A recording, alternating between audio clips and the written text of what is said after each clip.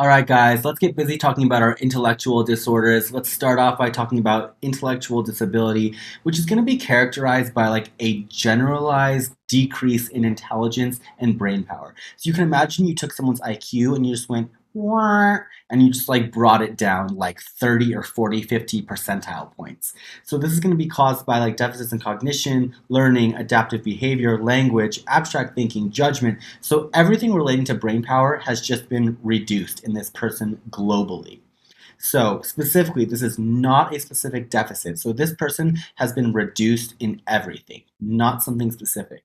So this is really sad. Our patients here are going to really struggle throughout life because they just have reduced brain power compared to the general population. So education, employment, communication, self-sufficiency in general is really going to be decreased in these individuals.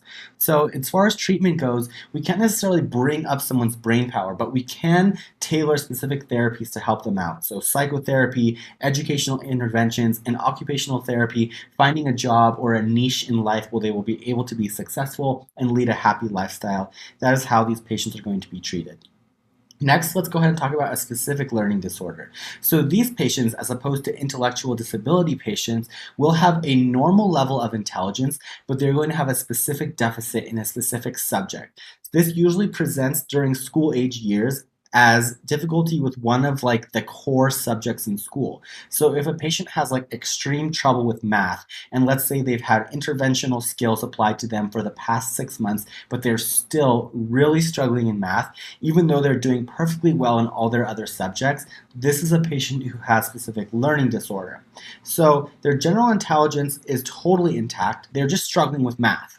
And the way we treat this is a few things. We can do specific academic support, so intervention with specific math skills to really help them get better at math, and also guidance counseling. So if we know someone's brain has just a really big difficulty with math, we are not going to encourage that student to pursue a career in engineering because it'll probably be a flop.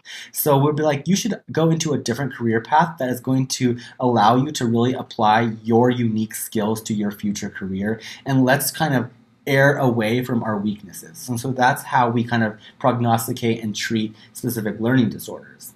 Lastly, let's talk about selective mutism, which is going to present usually before age 5, and it's going to be characterized by difficulty with communication and language and speaking in a specific environment. So this environment could be the home, it could be at daycare, it could be at church, and it's usually associated with a nervous child who is nervous in that specific environment. So usually we see an association with anxiety disorders here.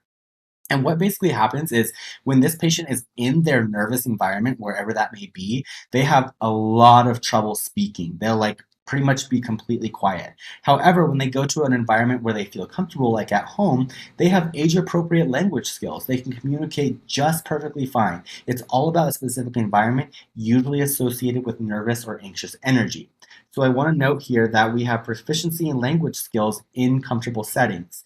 It's the comfortable setting that allows them to perform well, and the uncomfortable setting that handicaps them. So this can create difficulties with communication, learning, and social interactions because it's important for students and kids to develop interactions and social connections in every setting. So it's really important that we give treatment to these kids so that way they can feel comfortable communicating in a setting that is initially difficult.